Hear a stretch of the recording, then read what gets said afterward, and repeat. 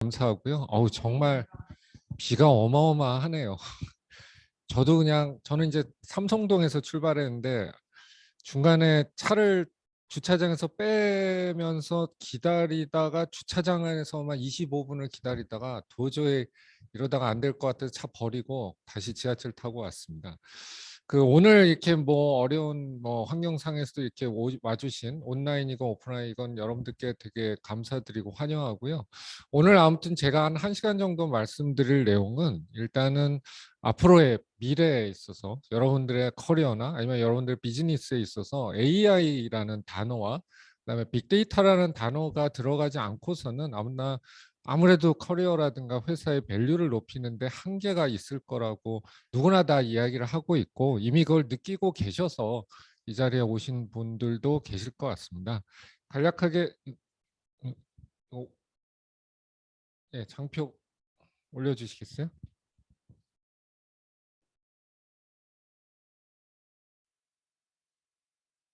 예. 저희 어시스트에서 그 AI 빅데이터 MBA라는 과정이 시작이 된 게 한 8년 정도 됐습니다.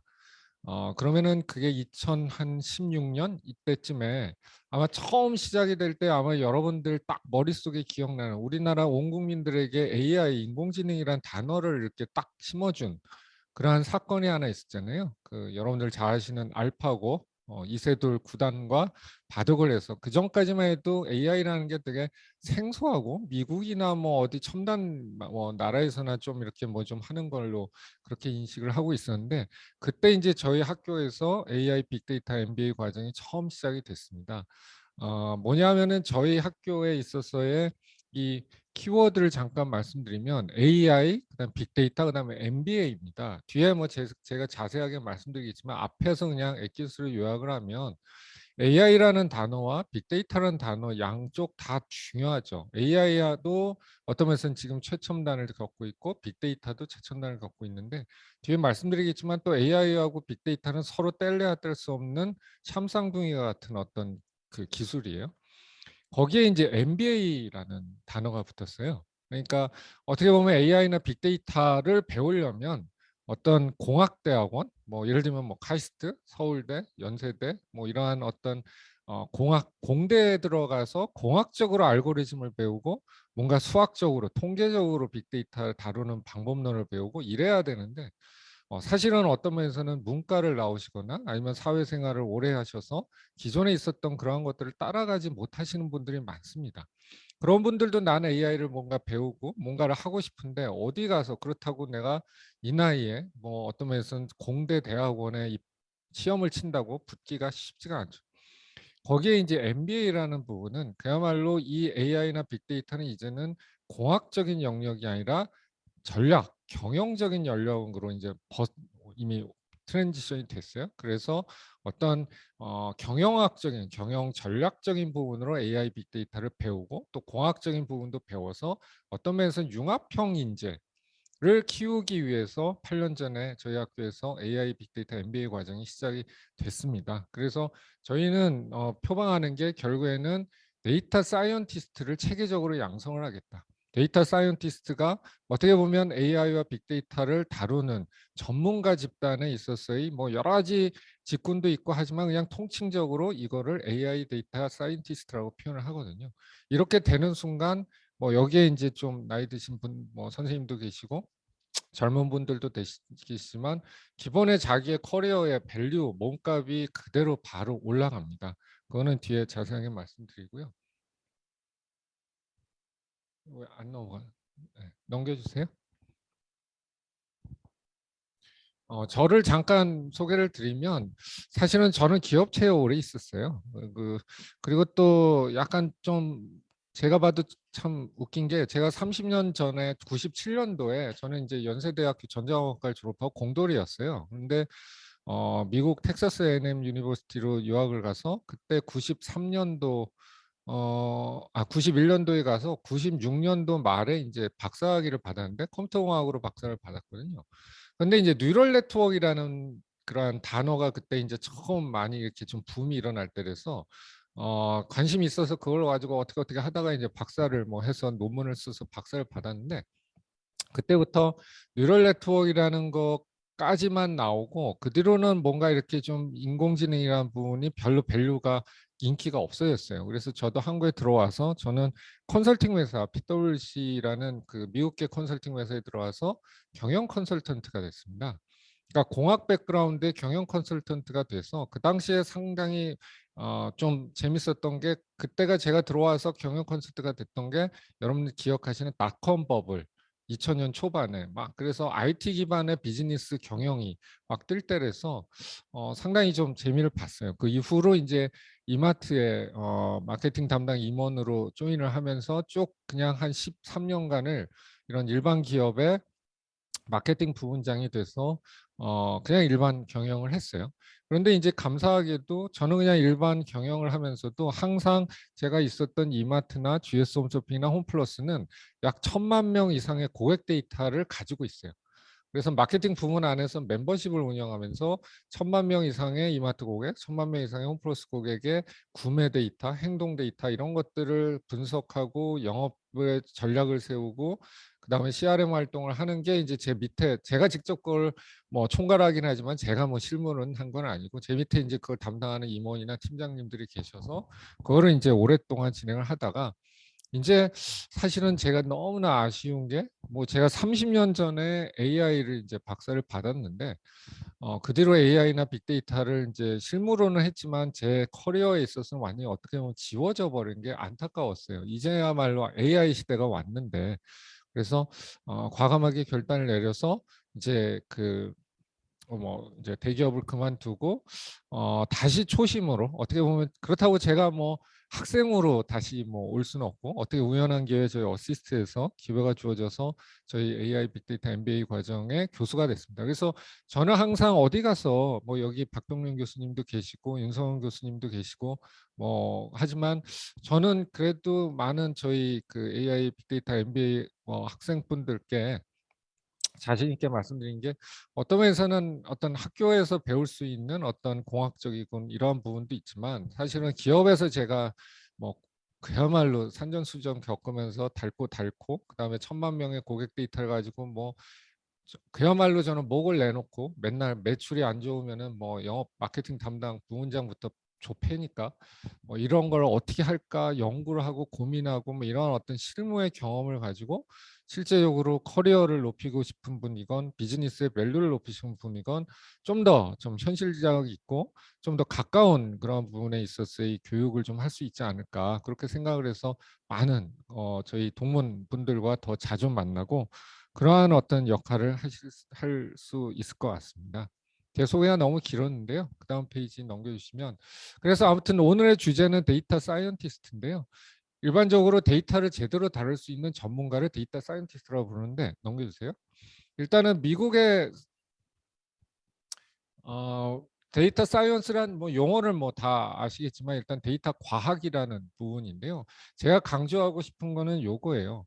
생각할 수 있는 힘. 그러니까 많은 그 분들이 데이터 전문가가 되고 싶고 애널리스트가 되고 싶을 때 할 수 있는 방법은 두 가지가 있어요. 하나는 그냥 학원에 가도 돼요. 학원에 가서 뭐 파이썬 학원에 가고 R 학원에 가고 통계 학원을 가서 뭔가 그냥 기법이라든가 이런 걸 좀 배워도 되는데 사실은 그 기술로서 데이터를 분석하는 거는 한계가 있습니다. 그야말로 그냥 위에 있는 어떤 사람이 이거 뽑아주세요. 이거 그냥 ETL 툴 돌려주세요. 이걸 그냥 수행하는 그냥 밑에 있는 어떤 역할의 기능 펑션할 수 있지만 데이터 사이언티스트라고 불릴 수 있으려면 생각할 수 있는 힘이 되어야 합니다.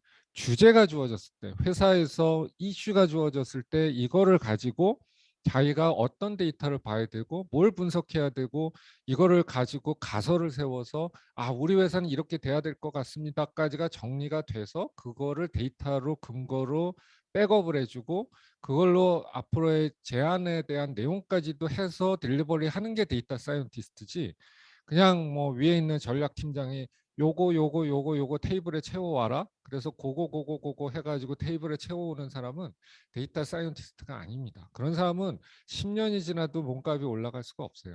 실제적으로 데이터 사이언티스트는 과학적인 개념을 가지고 가설을 세우고 가설이라는 게 뭐예요? 내가 가지고 있는 이슈.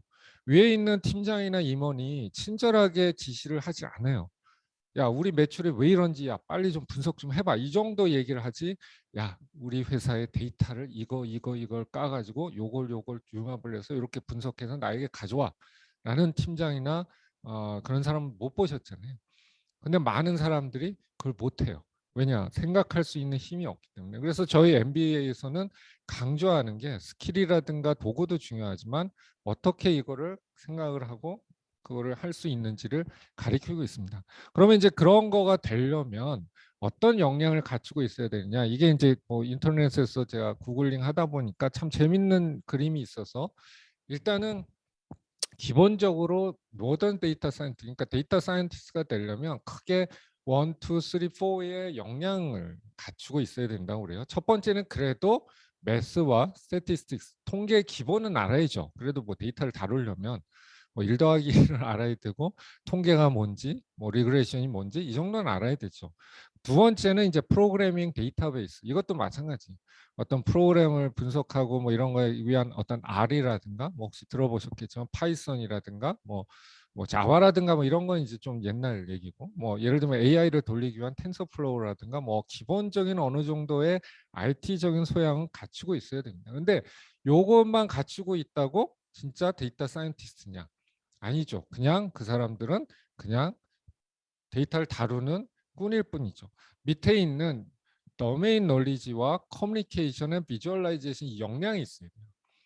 이게 중요합니다. 어떤 면에서는 데이터를 뽑아서 뭔가 분석을 하려면 내가 예를 들면은 뭐 제가 몸담았던 유통업이다. 그럼 유통업에 대한 어느 정도의 생각할 수 있는 사고의 틀이 있어야 되고, 뭐 현대자동차 같은 데 다닌다. 그럼 자동차 제조업에 있어서 이 부분에 있어서의 어떤 도메인 그리고 그 특성 그리고 그걸 분석할 수 있는 스킬, 생각하는 메소돌로지 뭐 이런 부분들이 갖춰져야 되고, 커뮤니케이션 스킬이 반드시 있어야 되고, 똑같은 보고서를 써도 데이터를 빼곡하게 그냥 빡빡빡빡하게 하는 보고서와 뭔가 도식이라든가 그림으로 설명을 해서 위에 있는 사람이나 클라이언트가 이해하기 쉽게 만드는 거는 정말 중요한 역량이에요. 이 네 가지 역량이 다 갖춰져야 데이터 사이언티스트가 되는데, 그렇게 된다면은 이게 이제 미국에 있는 데이터인데 이것도 한 2년 전 데이터를 가지고 달라졌을 거예요. 기본적으로 이런 사람들은 한 12만 불 정도 연봉이 돼요. 그러면 우리나라 치면은 지금 환율로는 거의 한 1억 5천 평균이. 그러니까 뭐 조금 연차가 되고 뭐 하면 뭐 기본이 한 3, 4억 되겠죠. 그리고 이제 좀 뭐 주니어는 한 1억 정도 되고, 기본적으로 한 12만 불 정도. 그리고 이 사람들의 학력을 보면 그래도 데이터 사이언티 한 1억 이상을 받는 사람들 한 88%는 마스터 디그리 이상은 좀 있는 것 같아요. 그리고 46%가 뭐 PhD 디그리다. 뭐 이런 통계가 있네요. 그 다음에 스킬은 이제 앞에 말씀드린 여러 가지 스킬들이 있고, 그 다음에 이제 커리어 퍼서빌리티에 있어서는 뭐 다양한 분야에 있어서 된다. 그리고 데이터 사이언티스트를 한마디로 가장 21세기의 가장 섹시한 잡이다. 뭐 이렇게 표현을 하네요. 그래서 아무튼 여러분들이 생각하시는, 그리고 우리 MBA를 통해서 만약에 잘 이거를 뭐 진행을 한다면 저의 목표 그리고 저희 학교의 목표는 여러분들 아니면 여러분들의 회사를 이렇게 만들어드리는 가장 섹시한 21세기의 가장 섹시한 비즈니스로 만들고 싶은 생각입니다.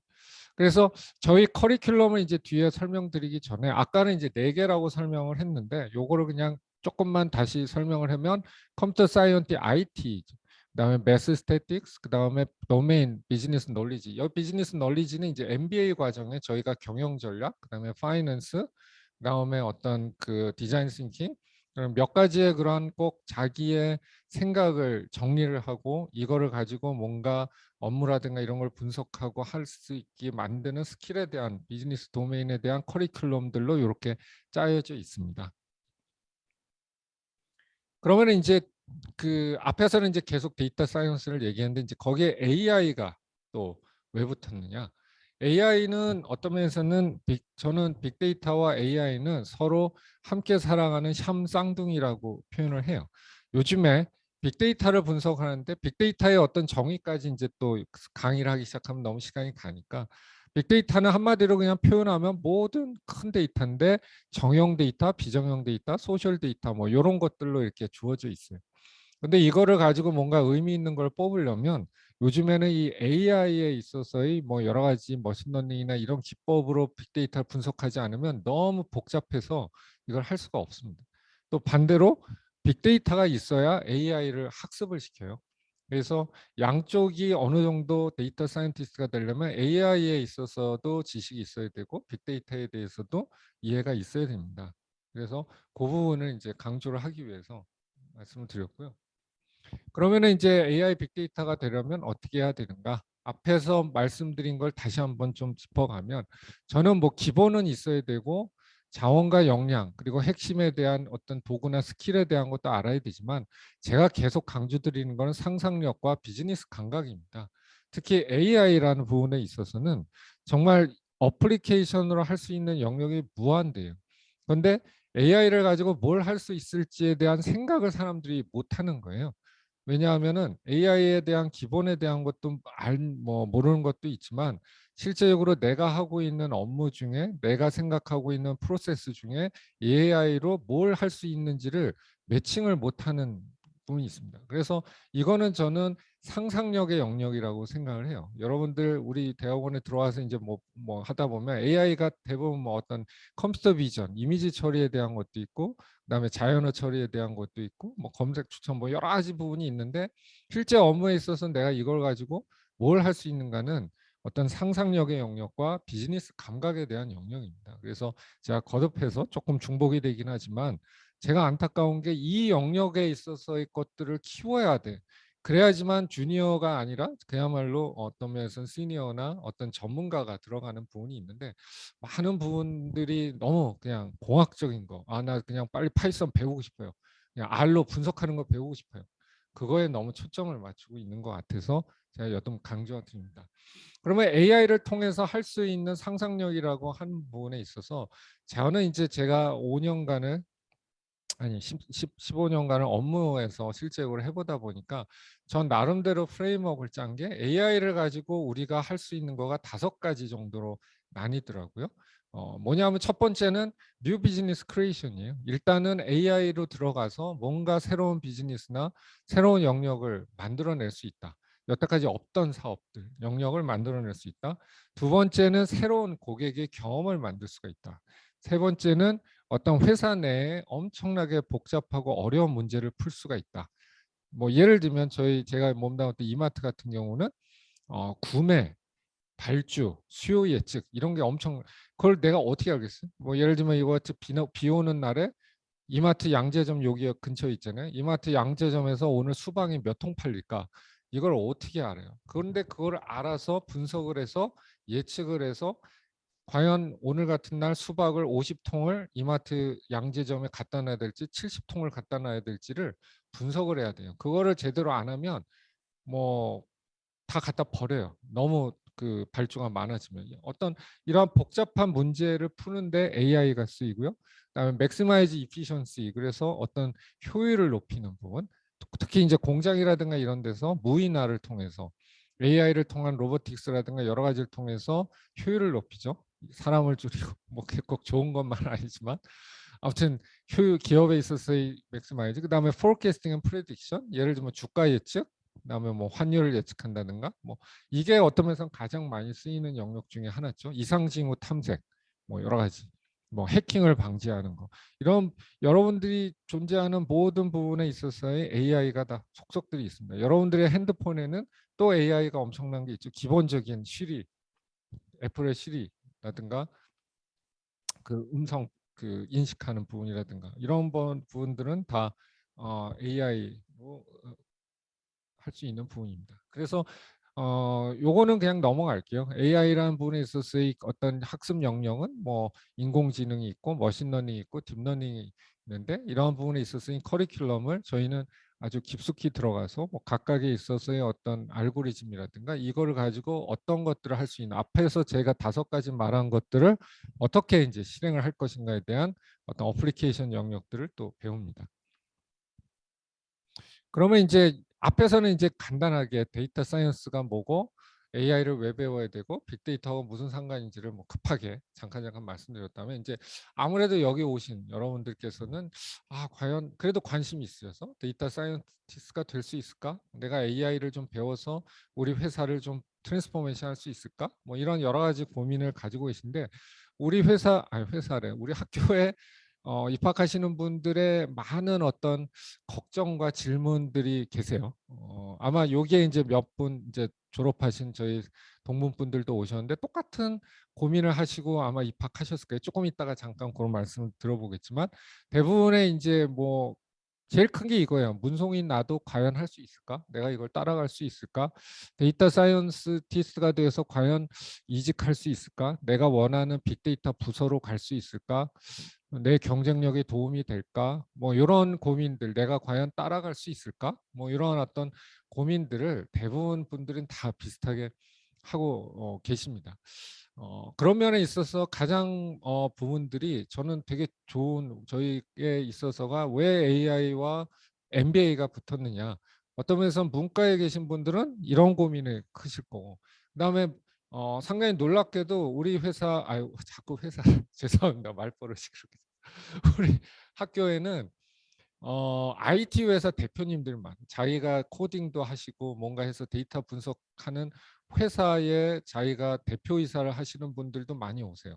왜냐하면 그분들은 이제 공학적으로 데이터를 분석하고 이건 좀 알겠는데, 이걸 내가 우리 회사나 아니면 내 업무를 그냥 단순히 코딩하고 분석하고 레포트를 주고 뭔가 개발하는 거에서 뭔가 경영적으로 내가 뭔가 도움을 받아서 아이디어를 얻으면 뭔가 더 크게 할 수 있을 것 같은데, 난 모르겠어. 뭐 이런 분들이 오히려 극과 극인 분들이 오세요. 그래서 어떤 프로젝트라든가 이런 걸 같이 할 때 그분들과 또 완전히 문과에 계신 분들이 와서 같이 하다 보면 서로 배우는 부분들이 많더라고요. 그래서 그 안에서 뭐 비즈니스가 이루어지기도 하고, 저희 목표는 그겁니다. 그래서 이런 고민을 여러분들도 하고 계실 것 같아요.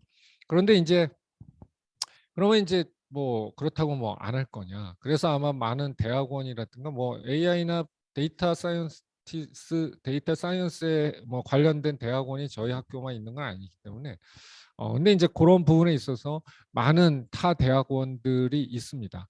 가장 큰 게 이제 인공지능 대학원이죠.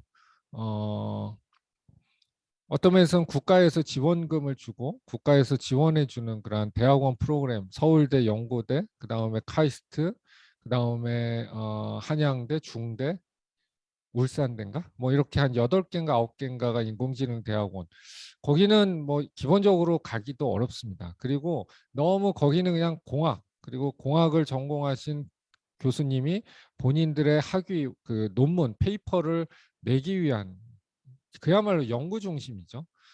그런데 가서는 저희가 뭐 따라할 수도 없고, 그거를 뭐 가서 배우는 부분, 그쪽 커리어로 이제 가실 분들이 아니고서는 뭐 고민하실 필요는 없고요.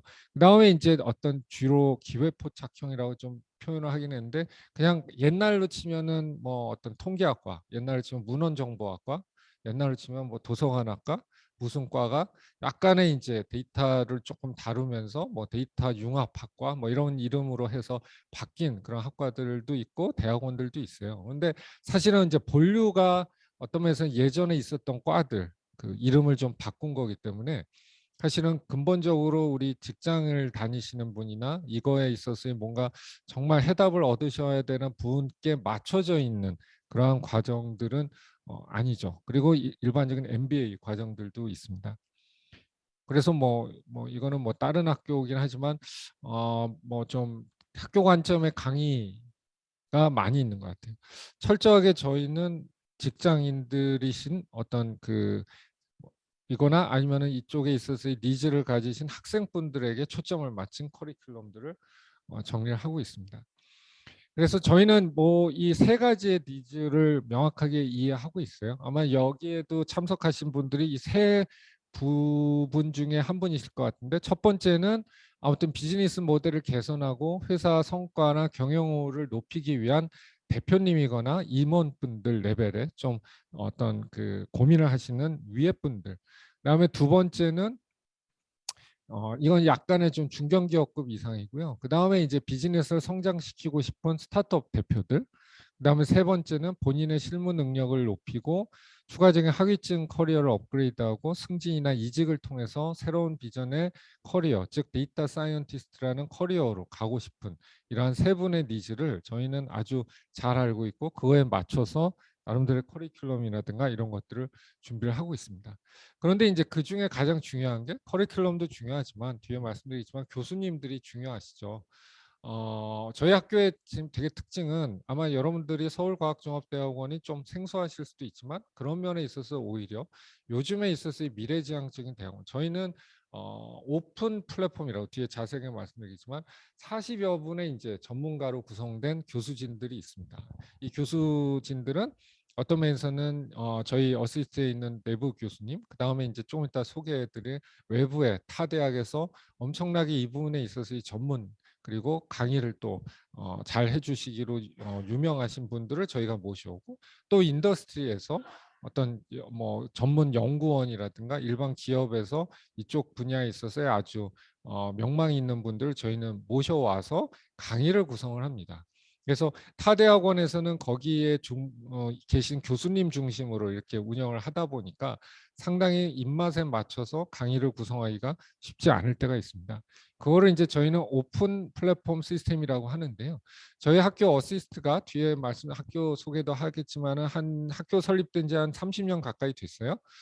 저희는 이제 경영 전문 대학원이에요. 이거는 뭐냐면 이제 학부는 없습니다. 그래서 그야말로 직장인들을 위해서 그 커리어를 업그레이드하기 위해서 이제 학교를 구성하다 보니까 외국에는 이런 대학들이 많습니다. 그러니까 아주 유명한데 뭐 여러분들 뭐 들어서 아시는 미네르바 대학이라든가 뭐 여러 가지 이런 대학들은 오픈 플랫폼이라고 해서 전 각 곳에서 유명하신 교수님들을 초빙을 해서 강의를 합니다. 꼭 뭐 서울대라고 서울대 교수님들만 강의하는 그런 중심이 아니라 저희는 각계에서 그래서 해외 대학 교수진들 저희가 이제 해외 복사학위도 운영을 하는데 뭐 프랭클린대에 있어서의 해외 교수진들, 국내 교수진들, 그다음에 이제 CEO들, 전문가 네트워크를 통해서 가장 맞는 그런 교수진들을 모셔서 저희는 강의를 하고 있습니다.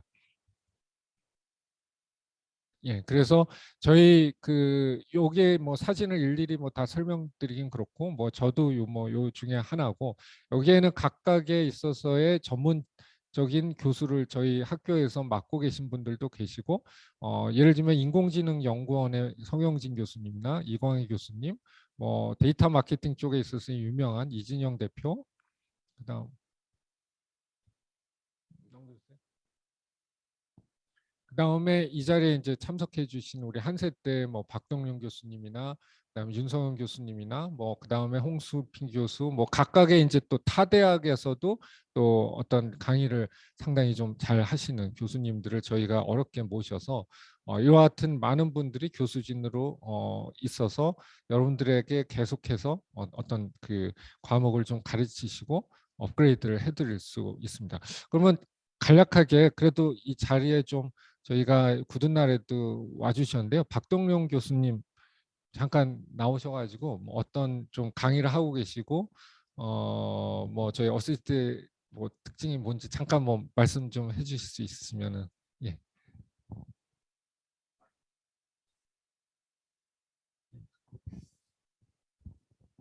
안녕하세요. 박동현.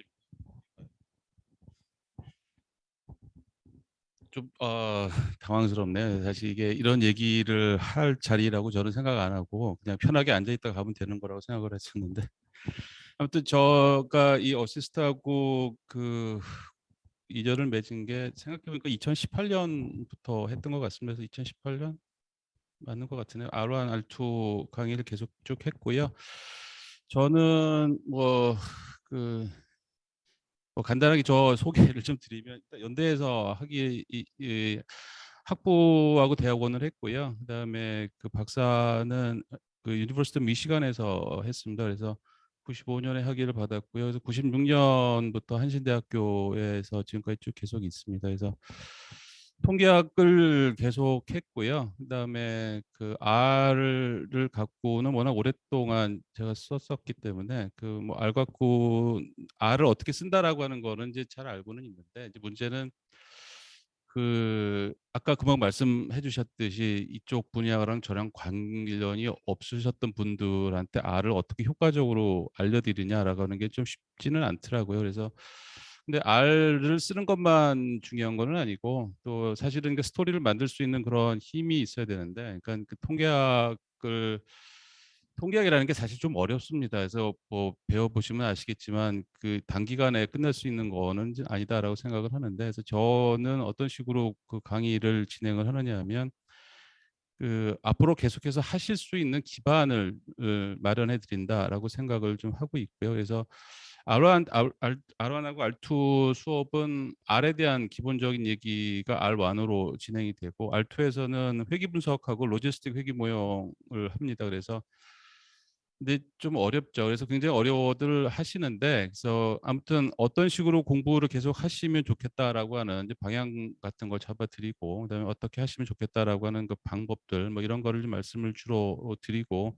그렇게 진행을 하고 있습니다. 그래서 저는 사실은 그 학교에서만 계속 있었기 때문에 그 외부 직장 분들하고의 어떤 컨택이라는 게 별로 없었어요. 그런데 이제 여기 어시스트에 와서 벌써 꽤 됐는데 이렇게 만나면서 저한테도 굉장히 좋은 어떤 영향을 주시더라고요. 그래서 어떤 생각들을 하고 계시고 어떤 그러니까 니즈가 뭐냐라고 하는 거에 대한 전혀 좀 생각해 볼 필요가 없었고 이제 그런 입장이 아니었는데, 세상이 어떻게 돌아간다라고 하는 걸 좀 더 많이 알게 된 이제 그런 좋은 기회였다라고 생각을 하고, 이제 그분들을 위해서는 어떻게 제가 도와드리면 좋으냐라고 하는 생각을 하고 있고요.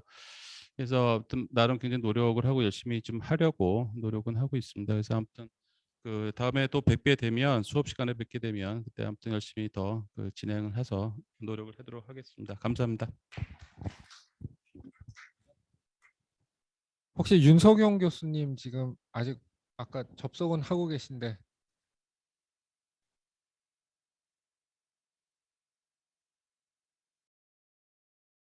들어와 계세요? 윤 교수님 들어와 계십니까?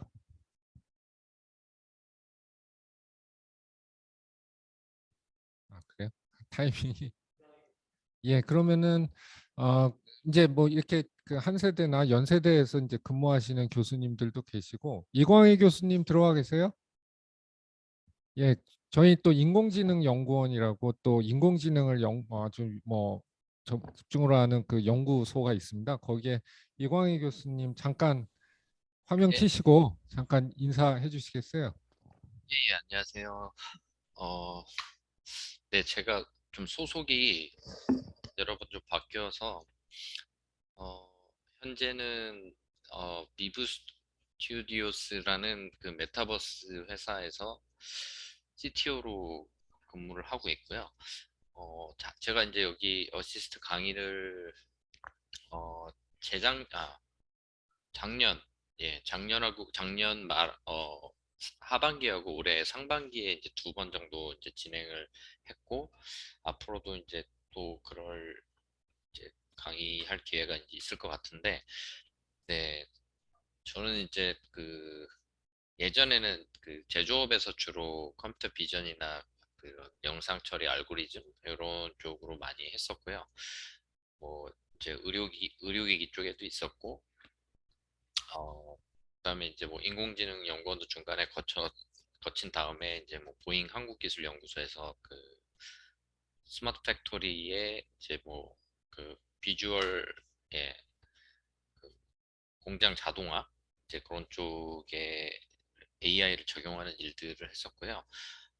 지금 근무하고 있는 이제 비브 스튜디오스라는 회사는 컨텐츠를 제작하고 이제 제작하는 회사인데, 여기에 이제 올해부터 AI 연구소가 생겨서 비주얼 AI 기반으로 버추얼 휴먼이랑 그다음에 뭐 컨텐츠 제작에 필요한 파이프라인 상의 효율을 개선하는 뭐 AI라던가 이런 다양한 어, 연구 개발을 하는 회사가 되어 가고 있습니다. 그래서 제가 맡은 강의는 이제 딥러닝 컴퓨터 비전 이미지 생성 모델의 이해라는 좀 긴데요.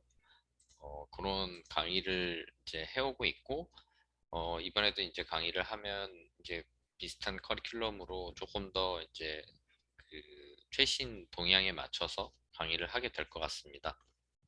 그래서 총 4번에 걸쳐서 강의를 할 거고 첫 시간에는 딥러닝 컴퓨터 비전의 응용 분야를 소개드리고 거기에 이제 가장 대표적인 뭐 오브젝트 디텍션이나 세멘틱 세그멘테이션 같은 그런 분야의 최신 알고리즘 동향들을 좀 살펴보고요.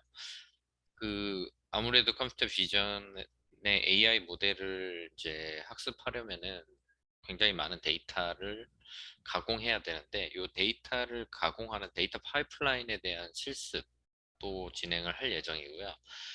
그다음에 이제 두 번째 시간에는 이제 실무에서 실제로 머신러닝, 딥러닝을 개발하실 때 만날 수 있는 여러 가지 문제들, 그다음에 전 주기적으로 이제 다양한 개발 이제 그 데이터 가공부터 해서 나중에 배포하고 서비스하는 과정에서 벌어질 수 있는 다양한 이제 트러블 슈팅이라던가 이런 여러 가지 상황들에 대한 문제들을 전체적으로 다뤄보는 머신러닝 파이프라인의 이해에 대한 이제 강의도 진행을 할 예정이고요.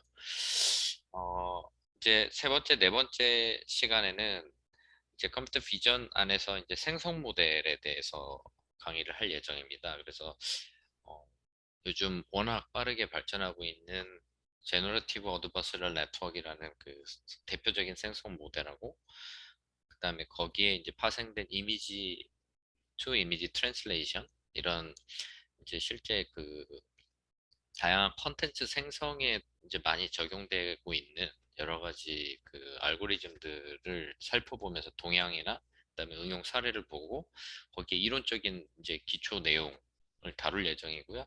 그걸 기반으로 이제 간단한 실습들도 하면서 이 분야의 감을 잡고 앞으로 이제 이 강의들을 듣고 나셔서 이제 이걸 기반으로 이제 실무에도 적용하시고 이제 뭔가 커리어 전환을 하실 때 뭔가 이제 시작점이 될 수 있는 그런 강의를 잘 만들어 보려고 합니다.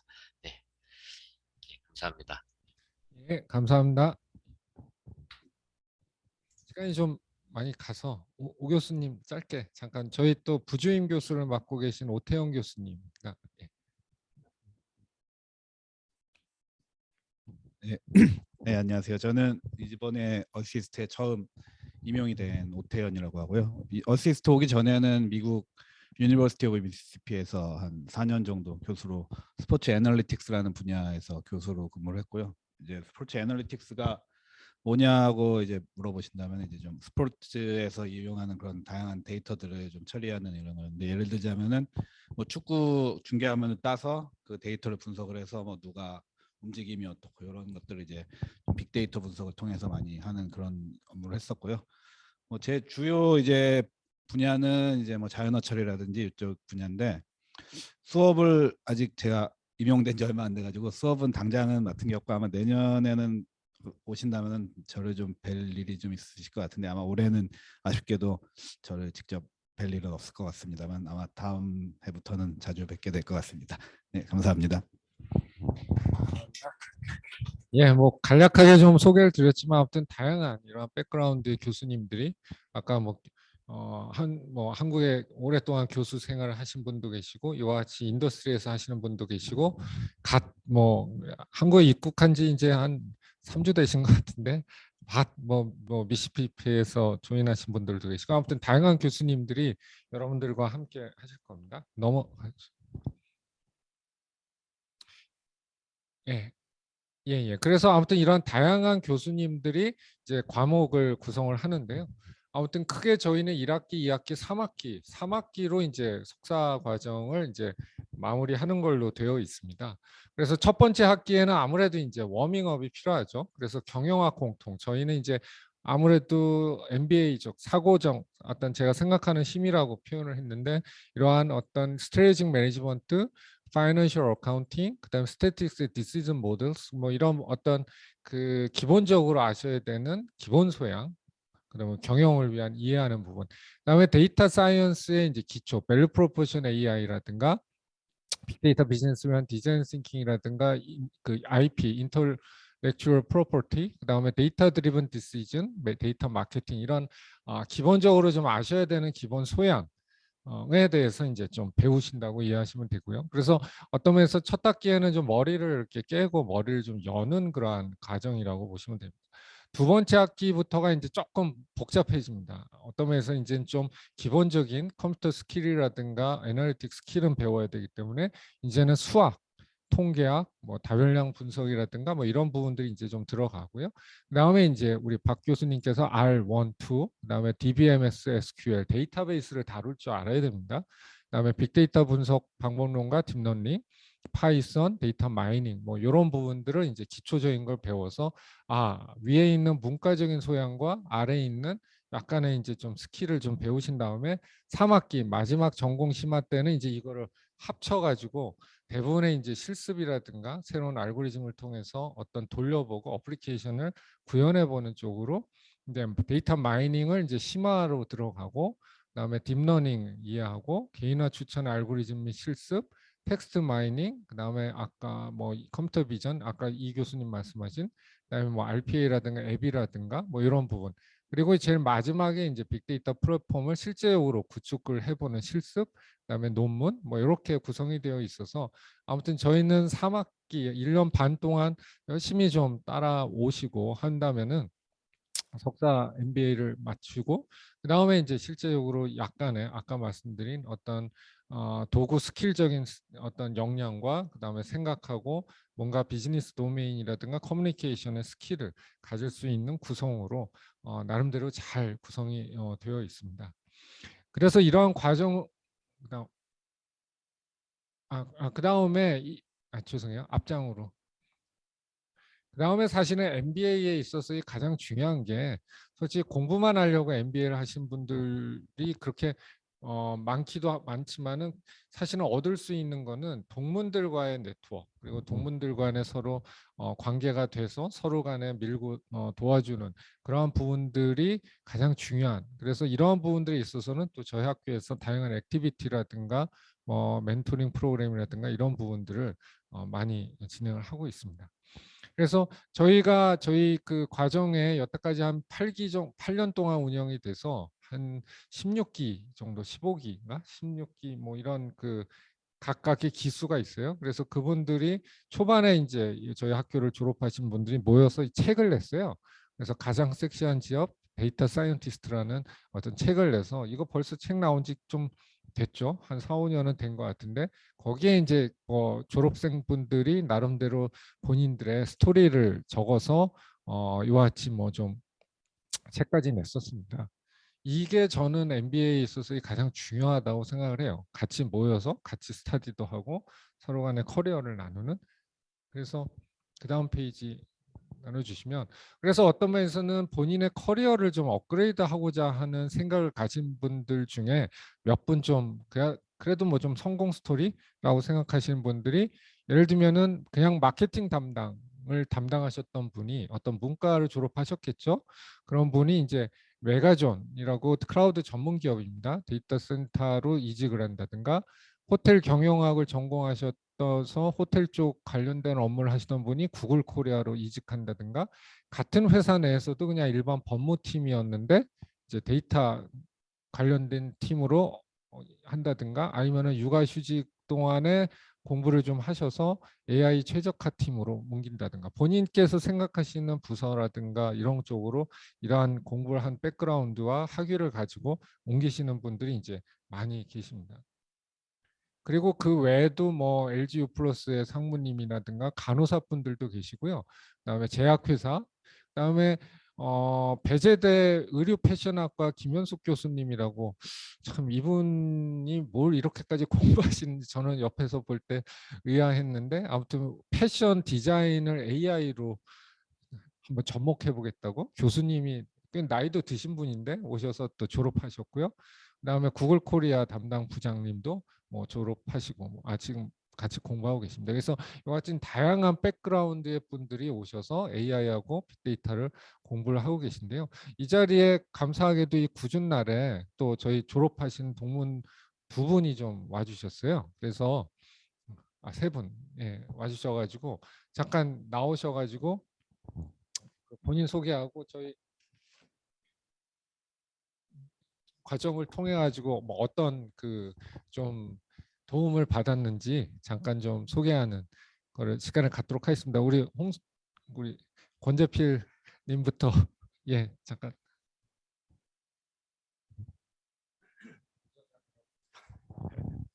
네, 오늘 비가 너무 많이 와서 제가 좀 도착이 늦었는 것 같습니다. 저도 사실 좀 이렇게 편안히 있다가 가는 걸 자리인 줄 알았는데 또 마이크를 들게 됐습니다.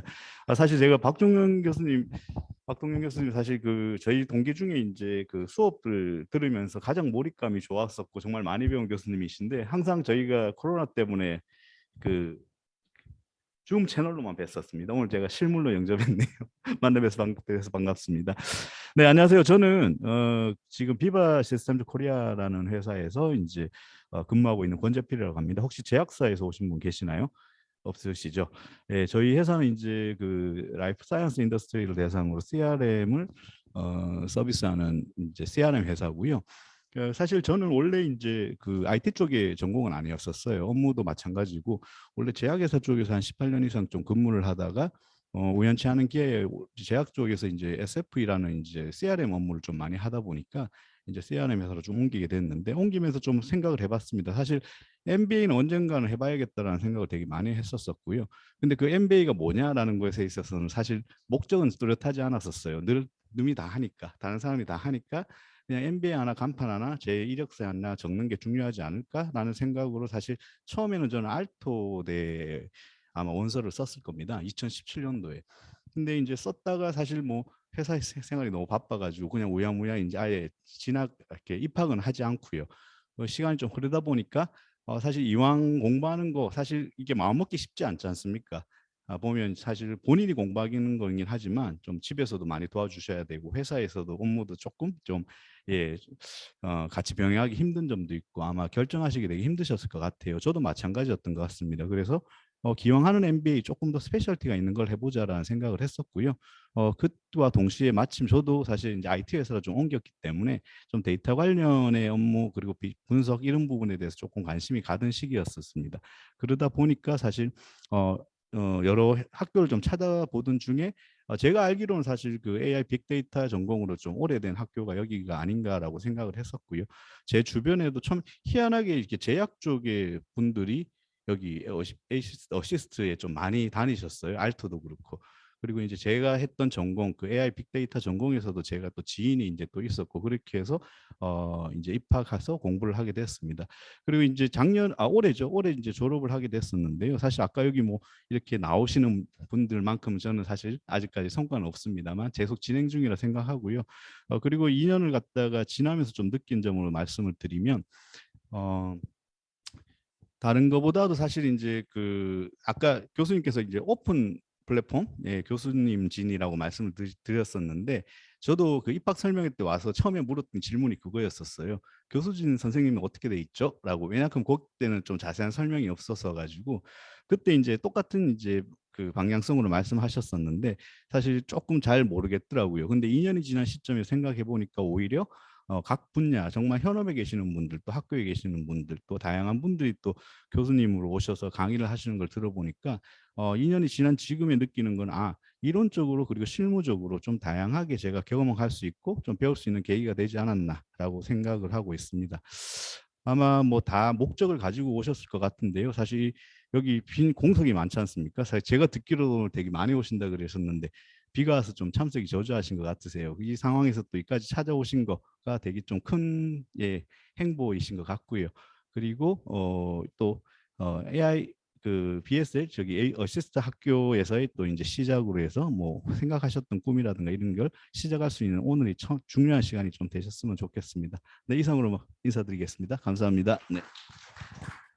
예, 감사합니다. 예, 그다음에 우리 심규대님, 예, 잠시 나오셔서 인사 좀 하시고, 예,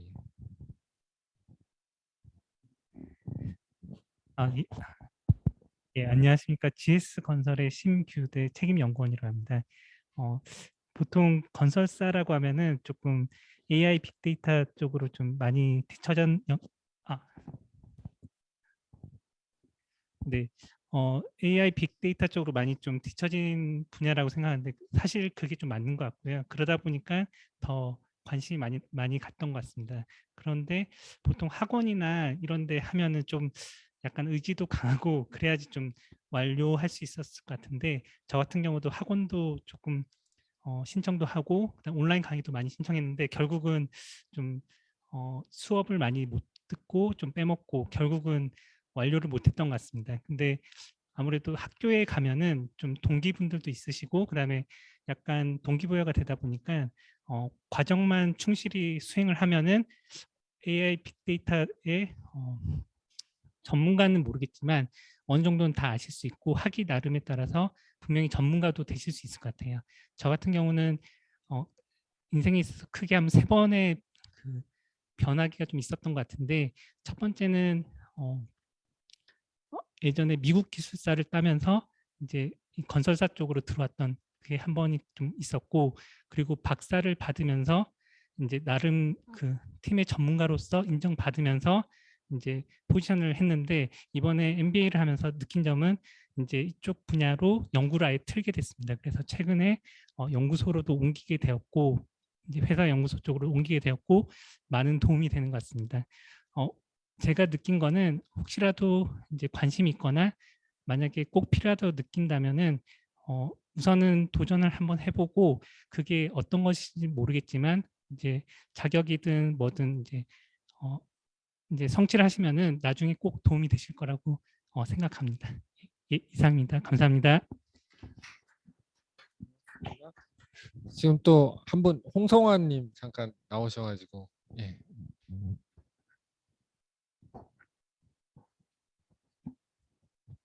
네, 안녕하세요. 반갑습니다. 저는 지금 SK온이라고 이제 2차 전지를 만드는 회사에서 스마트 팩토리 정보화 팀을 맡고 있습니다. 그래서 저는 그 제조업만 계속 했었는데요.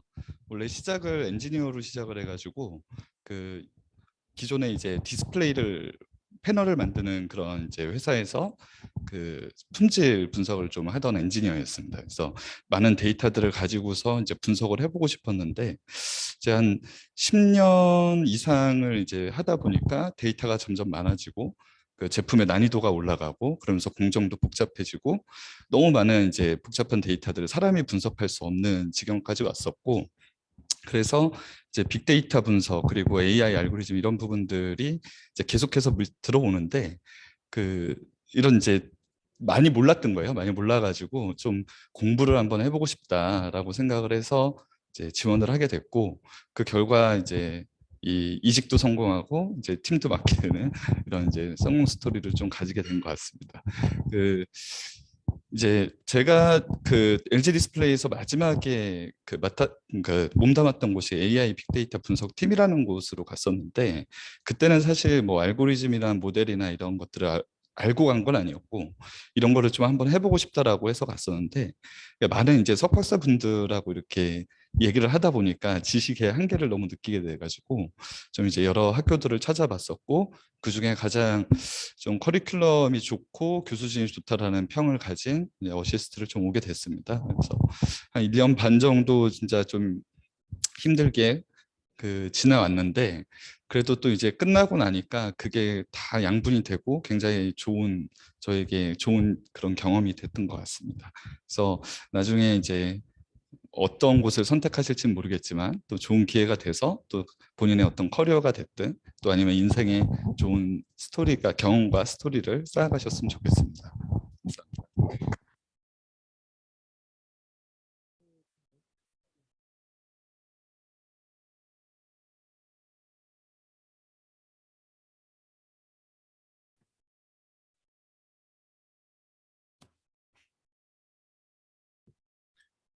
네, 안녕하세요. 저는 LG전자에서 데이터 사이언스 팀을 맡고 있는 이주민이라고 합니다. 저는 아직 그 학교를 다니고 있는 중이어서 앞에 말씀하신 분들처럼 확실한 스토리를 말씀드릴 건 아직 없습니다만 사실 제가 지금 다니고 있는 AI 빅데이터 MBA 과정이 제가 어시스트에서 다니는 2번째 MBA 과정입니다. 저는 한 10년 전에 이제 그 알토 과정을 거쳤었고요. 그래서 이 어시스트에서 운영하는 커리큘럼이 직장인이 다니기에 굉장히 적합한 시간 스케줄 구조를 가지고 있고, 동시에 여러분이 언급을 하셨습니다만 여러 군데에서 실무 경험이 있는 교수님들이 강의를 한다라는 게 어떤 식의 밸류를 가지고 있는지도 좀 알고 있었고, 그래서 제가 문성한 마케팅 백그라운드를 가지고 디지털 마케팅과 퍼포먼스 마케팅을 거쳐서 데이터 사이언티스트를 맡게 됐을 때 저한테 부족한 지식을 어디에서 얻을까 뭐 이런 고민을 했을 때 크게 고민하지 않았고요. 그리고 그래서 지금 학교를 다니고 있는데, 통계나 이런 수학이나 분석 같은 저한테 부족했다고 생각하는 영역뿐만 아니라 제가 알고 있었다라고 생각하는 여러 가지 분야에서도 새로운 관점의 말씀을 들으면서 좋은 인사이트를 많이 얻었습니다. 예, 그래서 저하고 비슷한 고민을 하신 분들한테는 분명히 큰 도움이 될 것 같고요. 예, 같이 학교를 다니신다면 뭐 저도 앞으로 열심히 공부를 해야 되고 다들 좋은 배움이 있으시기를 기원드리겠습니다. 감사합니다.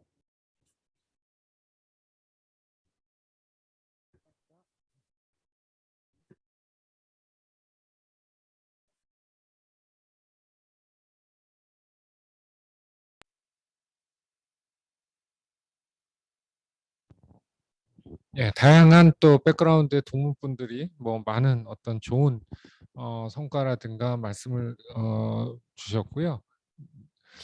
요 이제 장점에 대해서는 제가 뭐 다 말씀을 드렸기 때문에 아무튼 커리큘럼, 그다음에 실습 위주, 그다음에 이제 혹시 여러분들 중에 또 이제 그 브로셔를 보시면 저희는 뒤에 말씀드린 FUS, 프랭클린 유니버시티 스위스랜드하고 같이 복수학위를 또 운영하고 있습니다. 그러니까 한국에서의 단수학위를 선택하실 수도 있고, 또 어떤 면에서는 좀 글로벌한 어떤 학위나 뭐 이런 걸 좀 원하시는 분은 복수학위를 전공하실 수도 있습니다. 프랭클린 유니버시티 복서 과정을 전공을 하시면 맨 마지막 학기 때는 이제 아예 스위스에 가서 한 2주 정도 이제 부트 캠프라는 걸 통해서 거기 있는 교수님들하고 또 같이 뭐 많은 어떤 실습을 하고 이제 졸업을 하시게 되는 부분이 있고요. 그다음에 이제 사전 뭐 통계라든가 알파이썬 같은 걸 이제 사전에 좀 프리스타디 같은 것들을 저희들이 제공해 드리고, 그다음에 이제 보충 수업도 하고, 그다음에 뭐 지속적으로 뭐 업그레이드를 해서 업데이트를 해서 여러분들이 좀 수업을 좀 미스했다라고 하면 청강이라든가 아니면 졸업한 이후에도 또 이 과목은 다시 듣고 싶다라고 하면 얼마든지 또 오픈돼서 여러분들이 계속해서 배움을 하실 수 있게 되어 있습니다. 저희 학교에 대해서 약간은 좀 뭐 생소한 분들도 계시기 때문에 아무튼 우리나라 최초의 석박사 중심, 그러니까 학부는 없이, 미국이나 유럽에는 이런 저희 같은 학교들이 많잖아요. 뭐 제일 유명한 게 뭐 인시아드, 싱가포르에 있는 어떤 경영 전문 대학원이나 뭐 이런 것들인데, 저희가 이제 최초로 그런 대학원이고요. 1995년에 세워졌고, 가장 유명한 게 이제 예전에 헬싱키 MBA, 뭐 알토대 MBA 이런 복수 과정을 운영을 하고 있습니다. 그래서 한 5천 명 정도의 이제 MBA 동문들이 있고요. 그 중에 한 파트가 저희 이제 AI 빅데이터 MBA 있고, 뭐 많은 이러한 그 교육을 진행을 하고 있습니다. 요 잠깐 영상.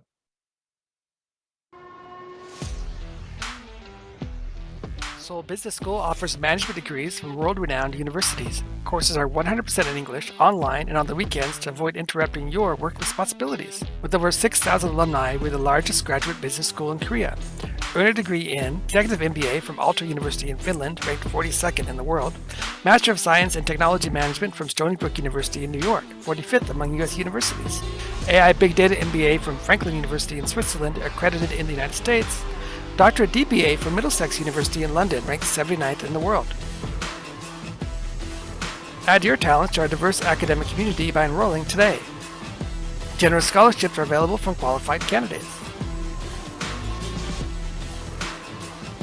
순식간에 지나가 버렸죠. 저희 학교에 근무하시는 교수님들이 말이 되게 빨라요. 아무튼 다양한 그 해외 복사 학위들을 운영하고 있는데 그 중에 이제 프랭클린 유니버시티랑 같이 진행하고 있다는 내용입니다. 넘어가 주세요. 그래서 그러면 그 학교가 뭐냐? 이게 이제 스위스에 있는 FUS라는 학교입니다. 그래서 넘어가시면 1969년도에 이제 프랭클린 컬리지가 설립이 됐고 이 학교는 스위스 학위와 미국 학위를 동시에 또 진행을 하는 그런 학교예요. 그래서 뭐 아시아에 진출해서 저희 학교하고 같이 빅데이터 복수학위 MBA를 진행을 하고 있습니다. 캠퍼스는 스위스에 한 4군데 정도 나눠져 있는데 메인 캠퍼스가 루가노라는 아주 아름다운 그런 관광지죠. 거기에 있다고 그래요. 많은 거기에 교수진들도 또 오픈 플랫폼 시스템이어 가지고 많은 이러한 뭐 유수의 대학 교수님들이 또 강의를 하고 계시고요.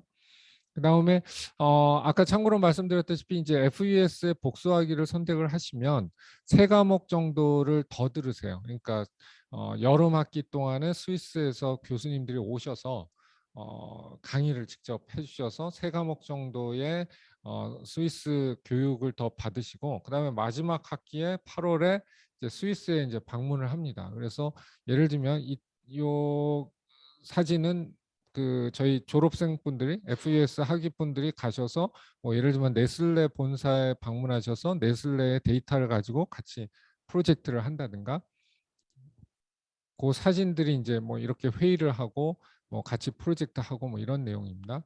그래서 뭐 다양하게 뭐 프로젝트 준비해서 한 2주간 정도 강의를 더 들으시고 프로젝트도 하고 그러시면은 이제 복수학위가 나오는 스위스 학위가 나오는 그런 과정이라고 이해하시면 되겠고요. 그래서 아무튼 이제 학교 소개는 이제 얼추 다 마무리한 것 같습니다. 그래서 이제 여러분들 좀 질문 좀 받고 그다음에 또 각 뭐 테이블마다 좀 논의도 할 텐데 아무튼 제가 그냥 정리하는 거는 여러분들이 최고의 빅데이터 사이언티스트로 거듭나실 수 있도록 아무튼 최고의 교육과 교육만으로 되는 게 아니라 어떤 동문 네트워크를 통해서 여러분들을 지속적으로 도와드릴 거라고 뭐 말씀을 드리도록 하겠습니다. 혹시 여기까지 같이 공통된 질문이나 혹시 좀 궁금하신 사항 있으세요?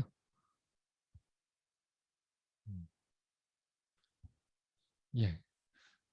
그럼 없으시면은 그 네, 그래. 좀 설명드리고 이제 자유롭게 슬라이드 네. 네, 지금까지 저희 주인 교수님께서 저희 과정에 대해서 이제 쭉 설명을 드렸고요. 지금 이게 이제 3차 설명회입니다. 그 2차 동안에는 온라인으로만 이렇게 진행을 하다가 이번에 오프라인으로 처음 이렇게 진행을 했는데 좀 비가 많이 와가지고 예정된 분들보다는 조금 적게 참석을 하시긴 하셨는데요. 지원 방법에 대해서 제가 간단하게 설명을 드리도록 하겠습니다. 그러면 뭐 지금 슬라이드는 나중에 저희가 다 공유를 드릴 텐데 뭐 그 일정이 저희가 7월 11일까지가 원서 마감입니다. 그래서 이게 3차 원서 마감일이고요. 오늘이 아마도 마지막 설명회가 될 것 같아요. 그래서 마지막 오늘 설명회고 이런 과정에 대해서 우선 다 설명을 드렸는데 좀 늦게 오신 분도 계시고 하셔가지고 요거는 녹화를 지금 해놔서 요건 나중에 다 공유를 드리도록 하고 또 자료도 일부 다 공유 드리도록 그렇게 하겠습니다. 그래서 오늘 준비된 행사는 여기까지고요. 근데 이제 지금 테이블마다 지금 교수님하고 동문분들이 지금 같이 앉아 계시잖아요. 그래서 좀 더 그 디테일한 그런 질문 사항들이 있으시면 뭐 담소를 좀 나누시면서 또 밖에 지금 커피하고 다가가 준비가 돼 있거든요. 그래서 좀 같이 드시면서 말씀을 나누시고 저희 담당자한테도 질문 사항이 있으시면 이게 질문해 주시는 걸로 그렇게 마무리하도록 하겠습니다. 네, 오늘 그 설명회 끝까지 들어주셔서 감사하고요. 네, 그렇게 진행하도록 하겠습니다. 감사합니다.